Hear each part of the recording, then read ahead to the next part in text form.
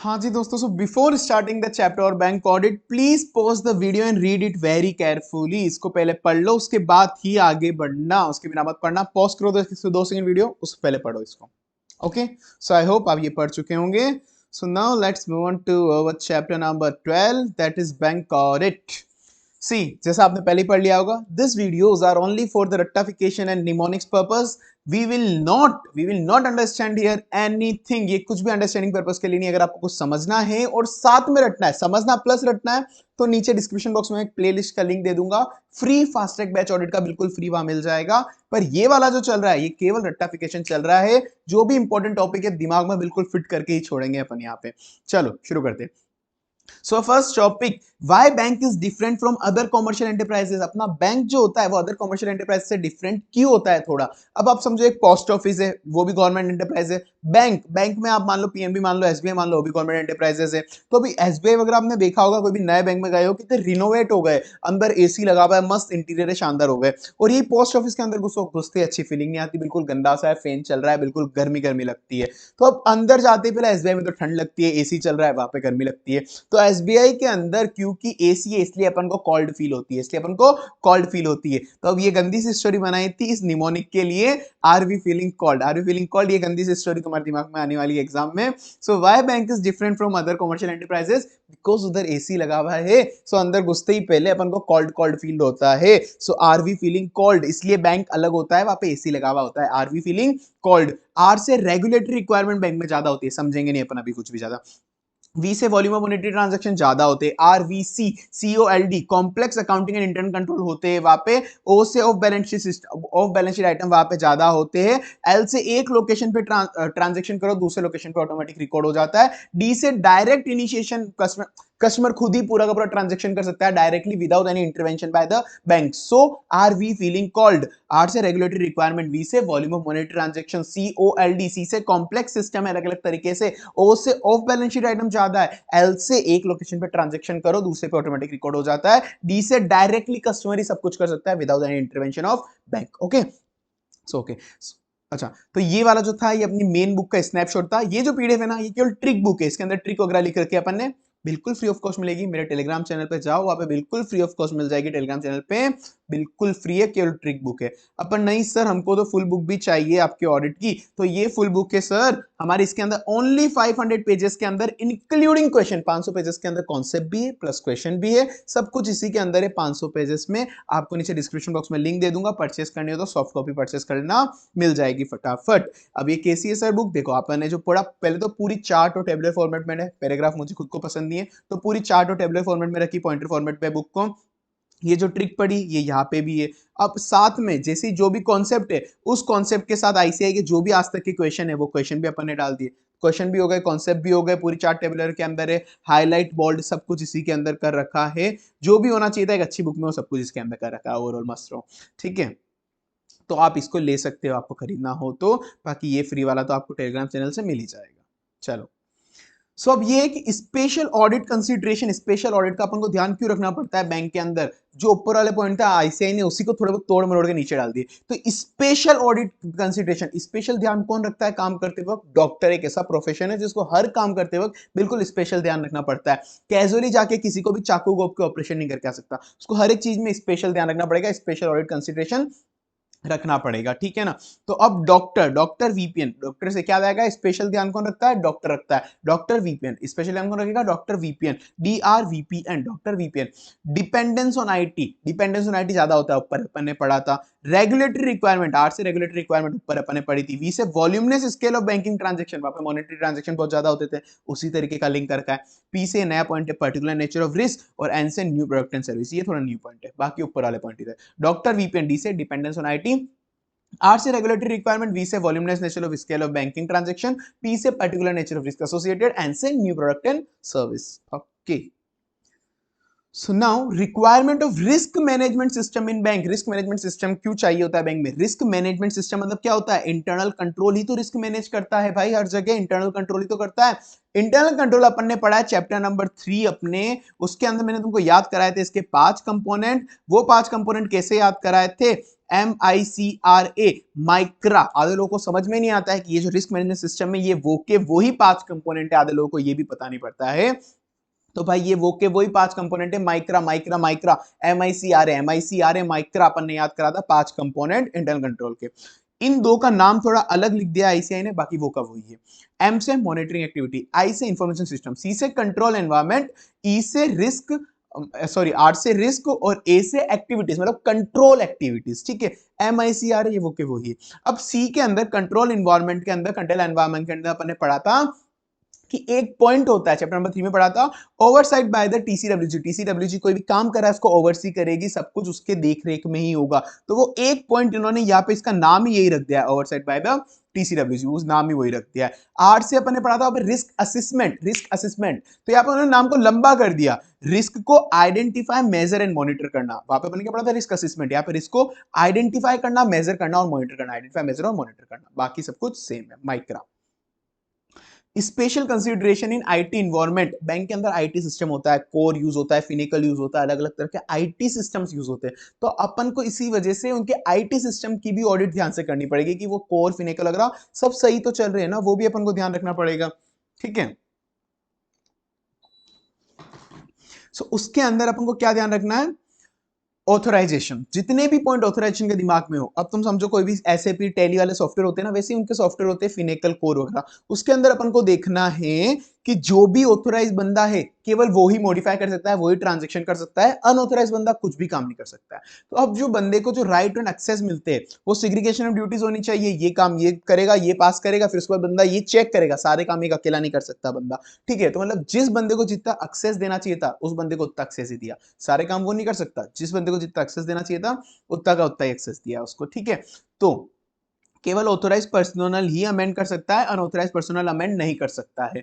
तो segregation of duty लगाओ कि जिसको जितना एक्सेस देना था उतना ही उसको दिया है। तो सारे पॉइंट ऑथराइजेशन रिलेटेड है ये वाले। ऑथोराइज पर्सनल ही केवल अमेंड कर सकता है मास्टर वगैरह को, और बाकी अनऑथोराइज बंदा कोई भी अमेंडमेंट नहीं कर सकता है। सेग्रीगेशन ऑफ ड्यूटी लगाओ कि जिसको जितना एक्सेस देना है उतना एक्सेस ही दो। ये दो अदर पॉइंट भी ऑथराइजेशन रिलेटेड ही है।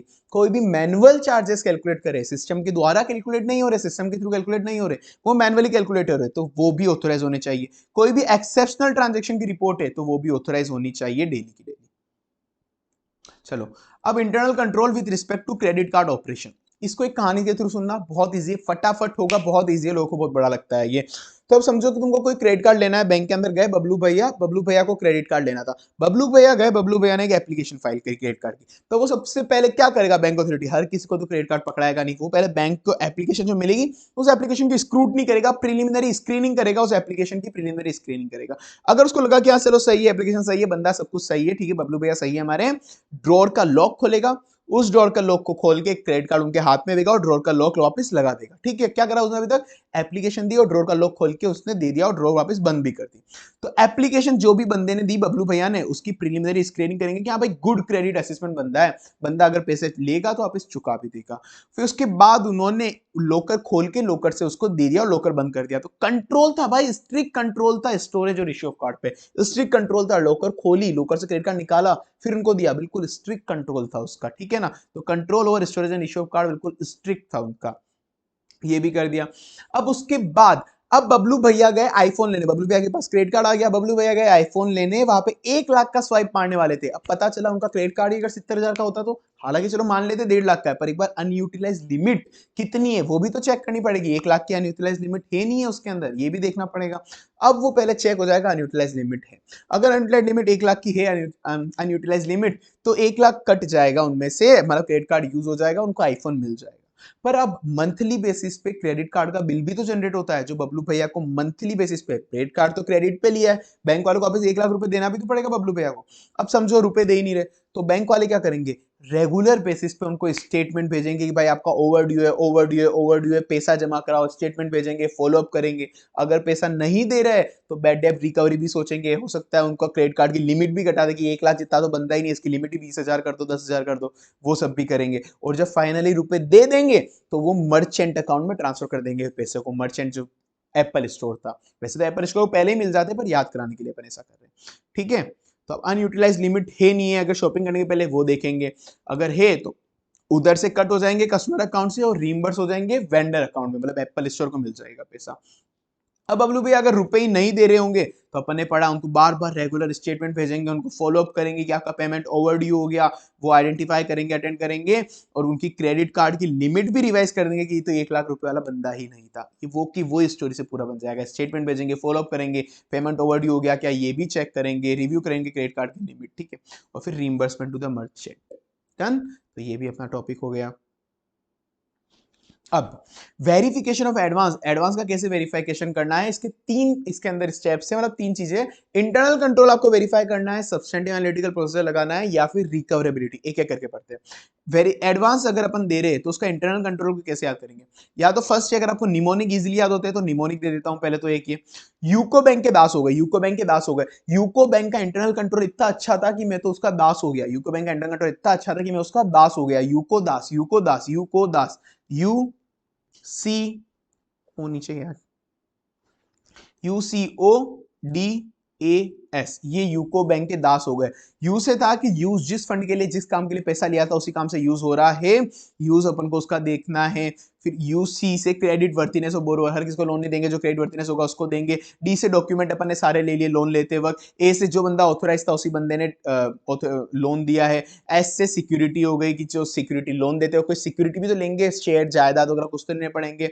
ओ से ऑपरेशन ऑफ अकाउंट, अकाउंट का ऑपरेशन अपन उसको रिव्यू करेंगे टाइम टू टाइम। तो ये यूको बैंक का दास, यूको बैंक दास, ये तुम या तो इससे याद कर लो, या फिर दूसरी ट्रिक इसके ऐसी हो जाएगी कि लोन देने के पहले और लोन देने के बाद, ये भी बहुत इजी है। लोन लेने के पहले और लोन देने के बाद कोई भी बैंक वाला लोन देगा तो उसके पहले क्या करेगा, उसकी पूरी की पूरी एप्लीकेशन बिल्कुल प्रॉपर लेगा, सारे के सारे डॉक्यूमेंट लेगा, उसकी सिक्योरिटी लेगा, सब कुछ चेक करेगा ना, क्रेडिट वर्थिनेस देखेगा, वो सब देखेगा। लोन हर किसी को तो देंगे नहीं, तो क्या देखेगा कि लोन लेना है, उस बंदे की क्रेडिट वर्थिनेस किसकी है, उसकी डॉक्यूमेंट लेगा, उसकी ऑथोरिटी देखेगा, उससे सिक्योरिटी मांगेगा, ठीक है ना, उससे सिक्योरिटी भी लेगा, तो उसके डॉक्यूमेंट भी लिए, सिक्योरिटी भी ली, क्रेडिट वर्थिनेस भी चेक करी, ये सब कुछ को चेक करनी पड़ेगी। ये सब कुछ उसने कर लिया before giving the loan.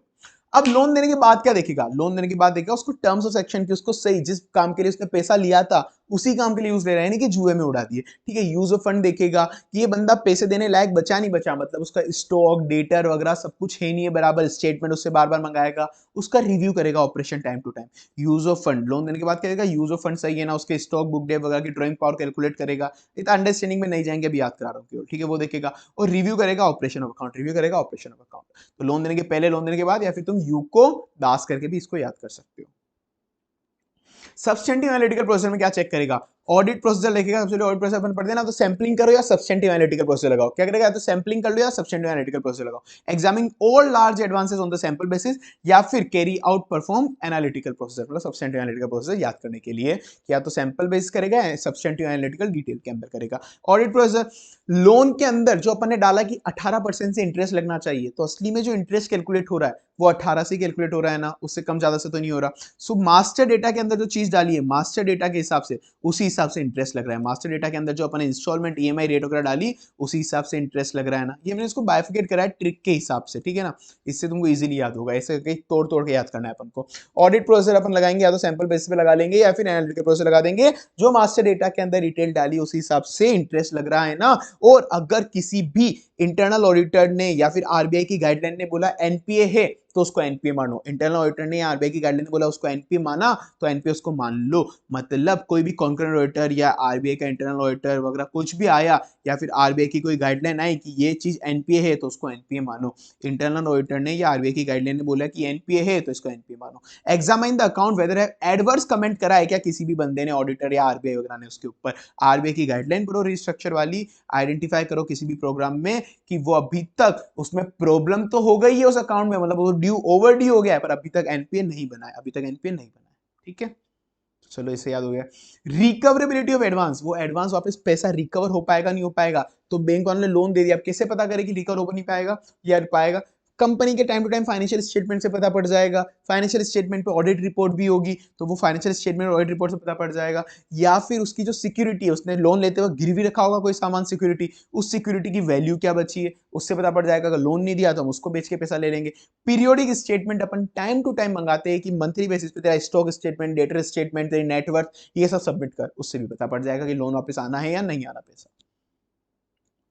Contingent liability को अपन कैसे रिकॉर्ड करेंगे? कंटिंजेंट लायबिलिटी सुनते ही पहले दिमाग में क्या आना चाहिए? एलसीबीजी। दिमाग में क्या आना चाहिए? एलसीबीजी। बहुत नॉर्मल चीज है कंटिंजेंट लायबिलिटी में, एलसीबीजी दिमाग में आना चाहिए। ठीक है, तो सबसे पहले पॉइंट किसके हिसाब से होंगे? एलसीबीजी। ये दो हो गया एलसी, ये एक हो गया बीजी का। एलसी लेटर ऑफ क्रेडिट और एक कंफर्ट लेटर, दोनों को एलसी बोलते हैं। तो letter of credit for import, ठीक है ना। तो अब इसको समझाऊंगा नहीं, इसके रिलेटेड पॉइंट अब एक बार तुमको याद कराना है। लेटर एलसी फॉर इंपोर्ट मतलब जब इंपोर्ट करते हैं तो अपन को जो पेमेंट करना होता है, तो जब अपन के पास सारे डॉक्यूमेंट और गुड्स रिसीव हो जाते हैं उसके बाद ही पेमेंट करते हैं। ठीक है, तो एलसी फॉर इंपोर्ट और कंफर्ट लेटर का डिस्क्लोजर दिया है कंटिंजेंट लायबिलिटी में। LC for import, comfort letter ये हो गया। और एक बैंक गारंटी, बैंक गारंटी दी है तो उसको देखना पड़ेगा कि किसी उसके अगेंस्ट कोई सिक्योरिटी वगैरह लिए नहीं लिए, डेट ऑफ शिपमेंट वगैरह क्या थी वो सब अभी समझाएंगे नहीं, चलो छोड़ो।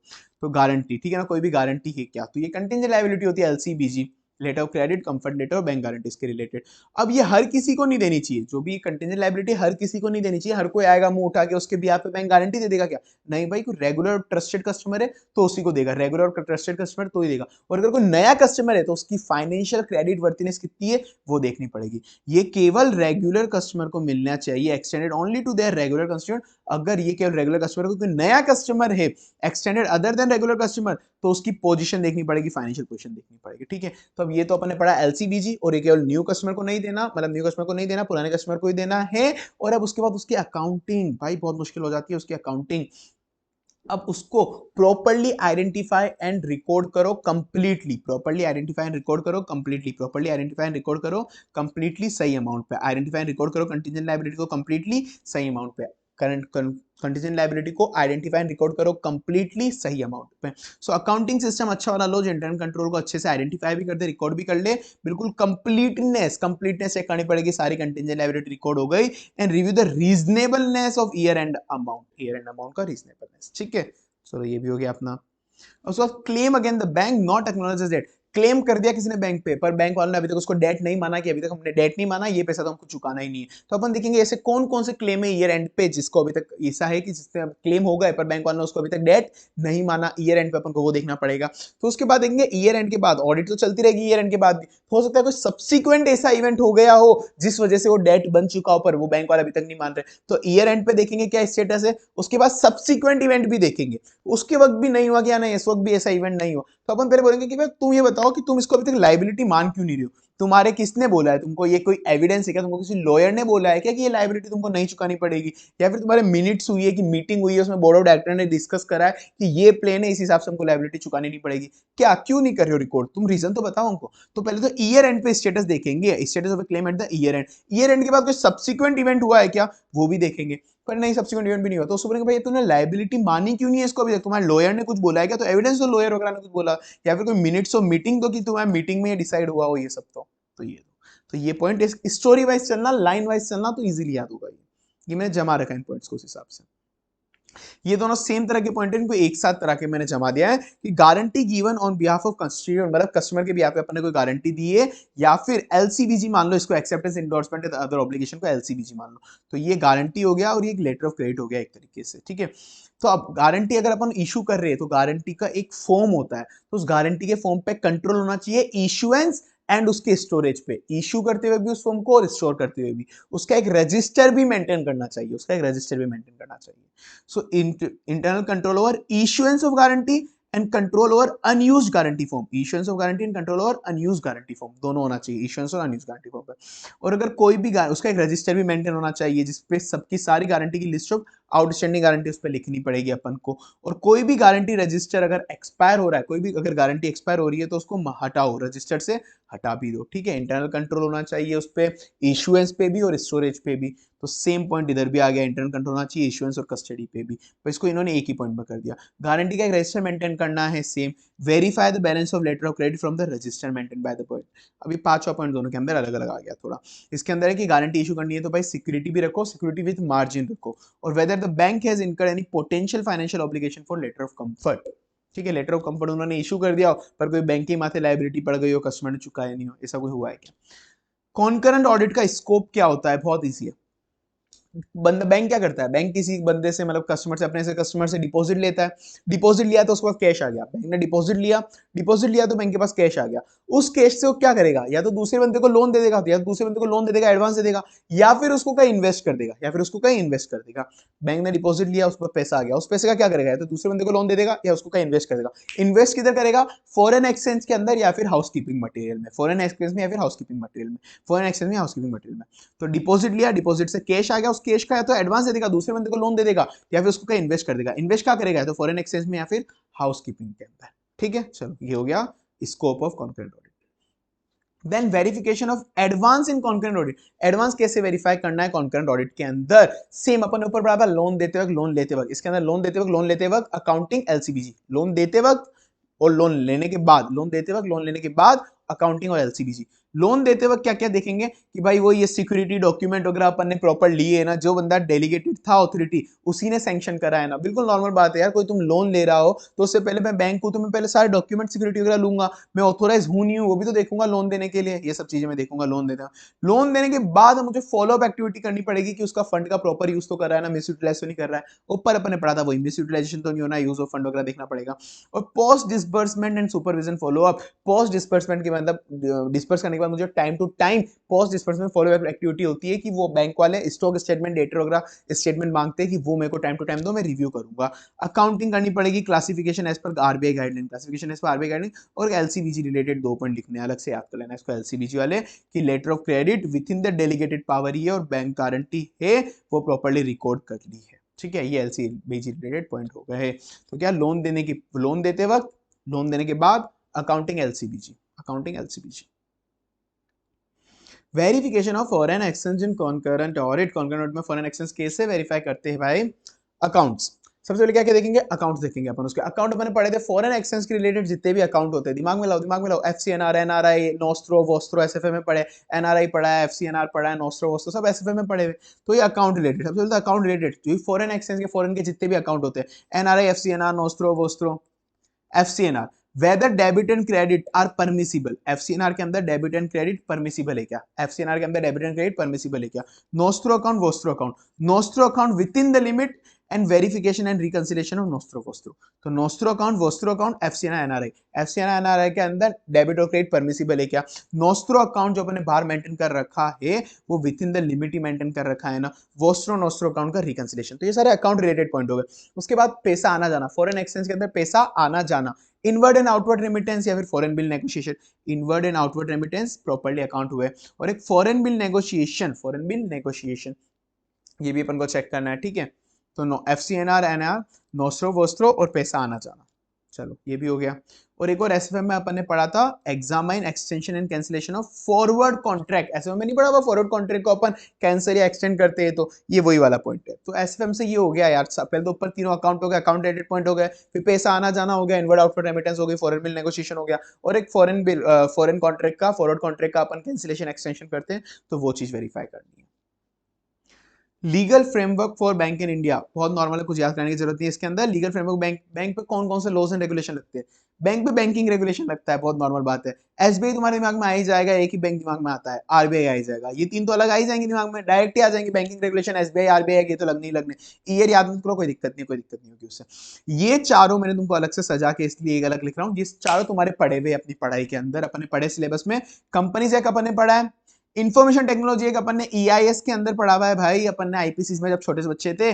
पामला अपन ने लो के अंदर अभी पढ़ा हुआ है फाइनल में, और एक ये सरफेसी एक्ट है, वो सरफेसी एक्ट भी अपन ने फाइनल में पढ़ा हुआ है। तो कंपनीज एक पढ़ा हुआ है अपना, आईटी एक पढ़ा हुआ है अपना, पामला पढ़ा हुआ है, सरफेसी पढ़ा हुआ है। तो जो जो पढ़े हुए लो ईआईएस एसएम में वो तो ऑटोमेटिक दिमाग में आने, तो ये वो उधर शेप देना, नंबर मिल जाएंगे।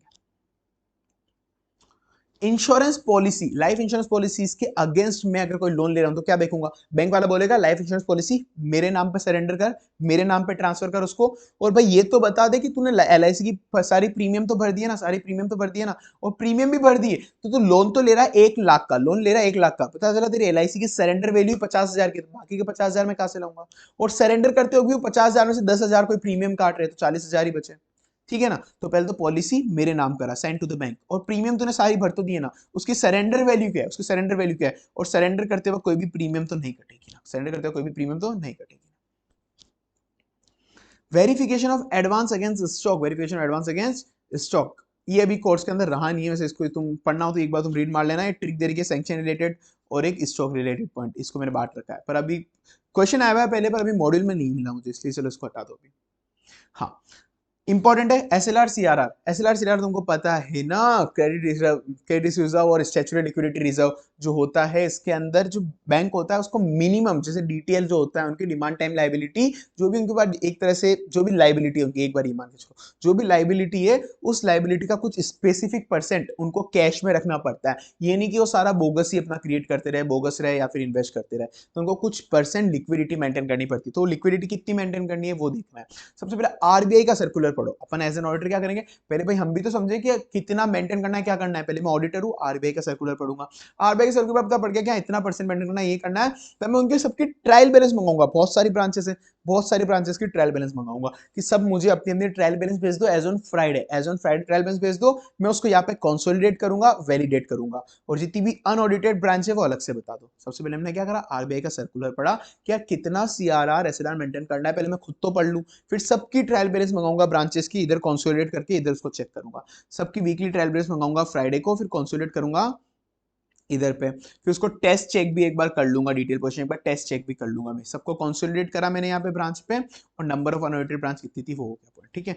अब डीटीएल के अंदर ये इंपॉर्टेंट पॉइंट है, एमसीक्यू भी बहुत आएंगे, डीटीएल एक्सक्लूड बम, डीटीएल एक्सक्लूड बम। बैंक के अंदर ऐसा इंटरनल कंट्रोल होता है कि तुम बैंक के अंदर बम ले जाओगे तो उसको एक्सक्लूड कर देगा, बैंक के अंदर बम ले जाओगे तो उसके अंदर इतना अच्छा इंटरनल कंट्रोल है कि बम को एक्सक्लूड कर देता है, बम को बाहर ही रखेगा, ठीक है। तो आईसी बम, आई से इंपोर्ट बिल, सी से कैपिटल रिजर्व, बी से बैड डेट, यू से unadjusted deposit and balance line, M से मार्जिन, ठीक है। तो आई से कोई भी इंपोर्ट बिल जिसकी अभी तक फाइनल डेट आना पेंडिंग है वो पैसा पड़ा हुआ है, या फिर capital reserve any credit balance in P&L, ये लाइबिलिटी थोड़ी ना है यार, तो इसको थोड़ा ना लेंगे कैपिटल रिजर्व लाइबिलिटी अगर अमाउंट टेकन। और लोन आरबीआई से जो लोन लिया उसको भी अपन लाइबिलिटी इधर नहीं मानेंगे, बैड डेट जो भी रिकवर हुआ वो भी नहीं मानेंगे, unadjusted demand deposit line like dividend warrant interest या फिर refund of application money, bank के पास पैसा पड़ा है अभी तक उन्होंने रिफंड नहीं करा है किसी रीजन की वजह से, डिविडेंड वारंट वगैरह का सबका, तो उसको भी लाइबिलिटी एक बार नहीं मानेंगे। Margin held and keeped in sundry deposit, तो इसको भी अपन लाइबिलिटी नहीं मानेंगे। तो आई से बम, आई से इंपोर्ट बिल, सी से कैपिटल रिजर्व,